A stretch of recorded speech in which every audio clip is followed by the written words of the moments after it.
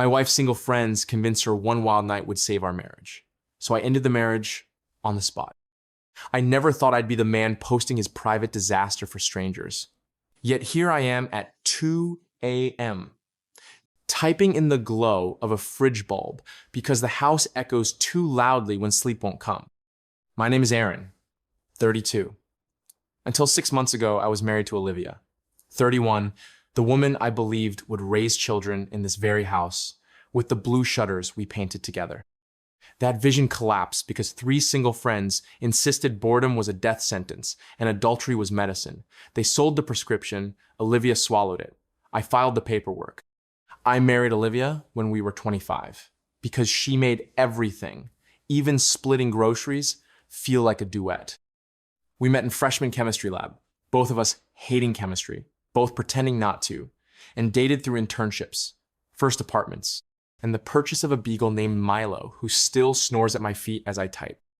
We saved for a child, decorated a modest ranch outside Charlotte, argued only about thermostat settings, and told each other boring was fine because boring meant safe.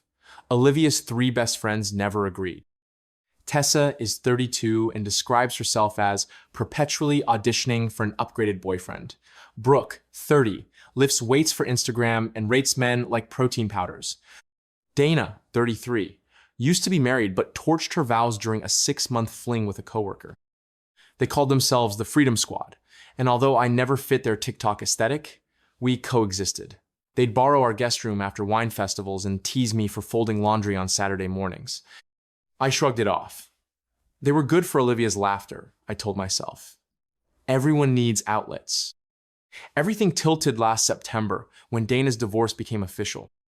She threw a hot girl Renaissance brunch complete with champagne pyramids and a neon banner that read, "Legally single, spiritually savage." Olivia texted me selfies from the restaurant. Dana in a sash. Tessa holding 2 bottles, Brooke flicking a middle finger at the institution of marriage. Harmless, I thought. Olivia came home buzzing with new energy, talking about rediscovering spontaneity, how life shouldn't default to the same takeout shows every Friday. I agreed, promised we could spice things up together. New hobbies, weekend trips, cooking classes. She said that sounded nice, but hinted it missed the point. Over the next weeks, she spent more evenings out. Friday became girls' night. Saturday, sometimes round 2 night. And the Freedom Squad's group chat titled Brunch Baddies pinged at all hours. I tried hard not to morph into a jealous husband, because nothing kills trust faster than suspicion without proof. By November, the shifts were obvious. Olivia's wardrobe pivoted from retail manager chic to sequin minis. She spent half an hour sculpting her lashes to grab coffee, carried her phone everywhere, even to the bathroom, and started sleeping with it under her pillow. Our physical connection thinned. She blamed stress, yet stayed up messaging long after claiming she was exhausted. When I suggested a dual adventure, hiking the Blue Ridge, salsa lessons, a cheap flight to Miami, she said scheduling around my early bird bedtime defeated the purpose. She needed energy I couldn't understand. I didn't push, I simply watched the clock hit 2:30 a.m. more often than a married man should. December delivered my first real jolt. Olivia mentioned an overnight industry workshop in Raleigh. Marketing for mid-tier office equipment rarely involves overnight workshops, but supportive spouses keep faith. Milo and I ate leftovers, waited for her texts, and felt the air change every time a notification lit my screen. That same weekend, Brooke posted a story from Atlanta showing all 3 friends dancing around a VIP table. Raleigh and Atlanta are 4 hours apart. When Olivia returned Sunday night, I asked how the conference went. She said, informative, yet tedious.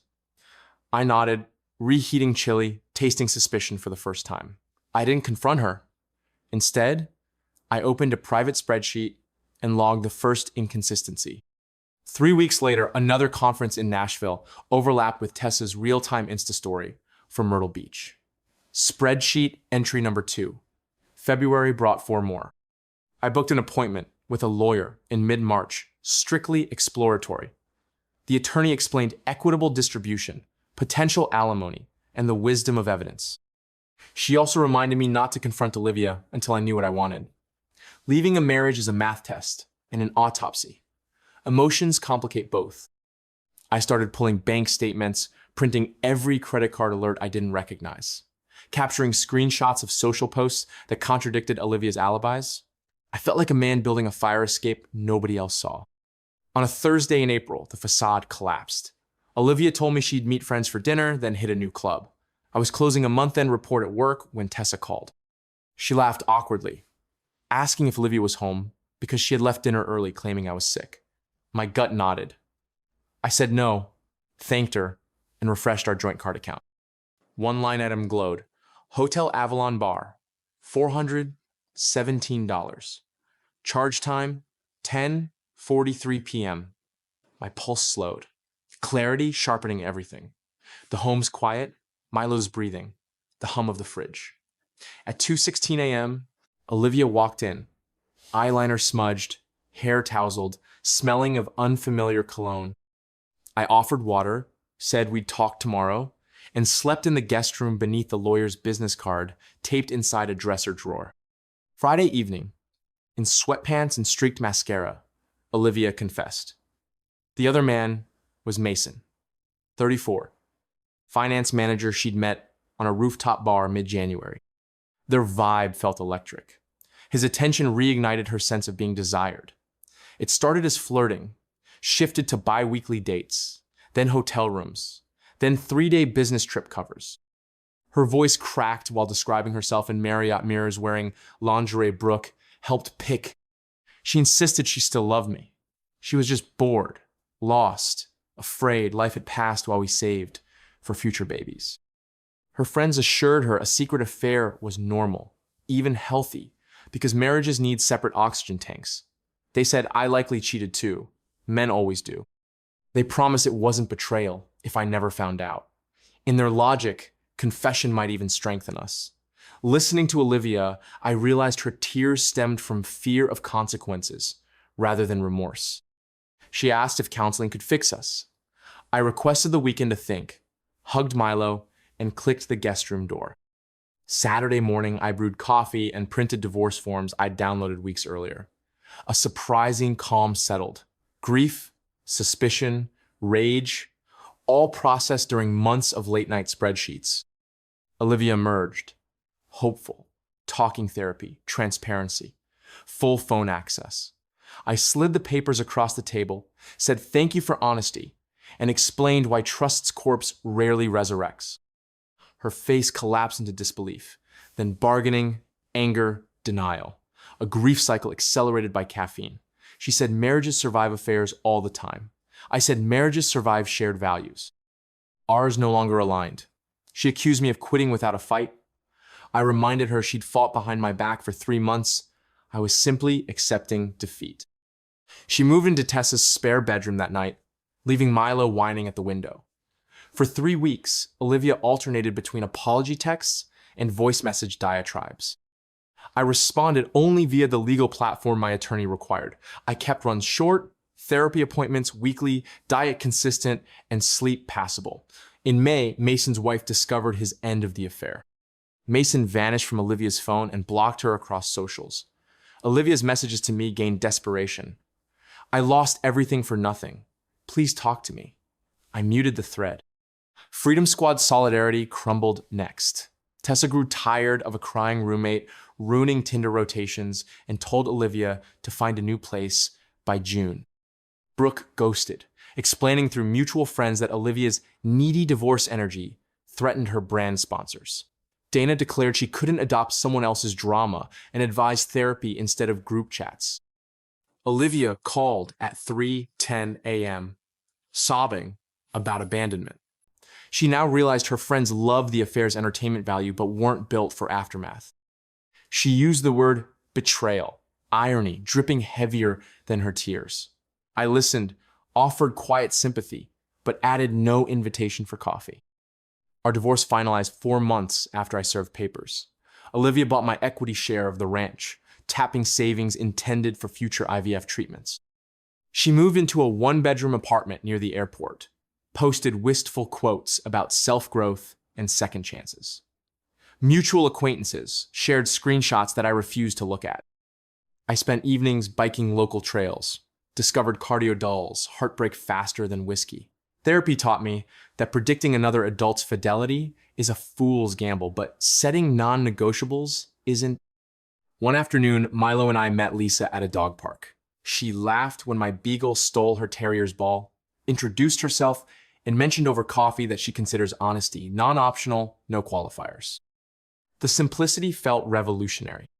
Late July, Olivia emailed a 12-paragraph apology. She understood now. Therapy had shown her the danger of external validation.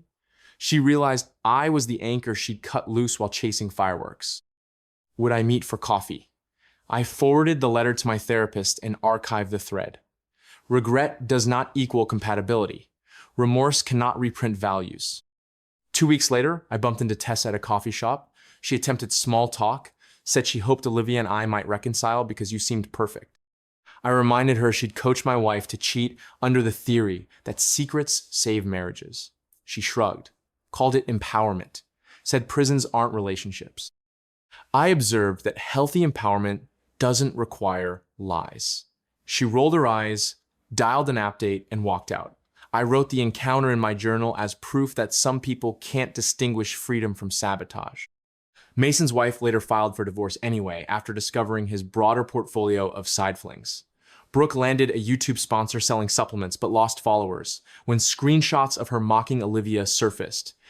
Dana started a podcast about post-divorce liberation that averaged 300 views before fading. Freedom Squad, once so loud, fractured into solo acts. I sometimes revisit early marriage memories. Assembling IKEA dressers, laughing at white paint paw prints, Milo tracked across freshly mopped hardwood, sketching crib layouts on supermarket receipts. I mourn the future that died when Olivia prioritized adrenaline over loyalty, but grief lives in daylight now, not midnight.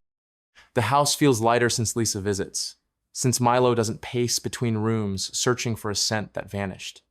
Occasionally, Olivia's sad quote posts float through mutual feeds. I wish her healing, but I no longer wish her home. I have learned 3 indelible truths. 1, vows rely on individual integrity, not joint surveillance. 2, friends who celebrate deceit will abandon its architect at the first sign of consequence. 3, ending a marriage to protect self-respect isn't cruelty, it's triage. Love cannot breathe under secrecy's pillow. Olivia suffocated ours. I built a new one with open windows. Milo shifts, sighs, and the house settles.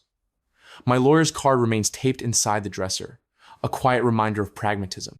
My spreadsheet of inconsistencies is archived alongside wedding photos, evidence, and memories shelved together, neither deleted, both instructive.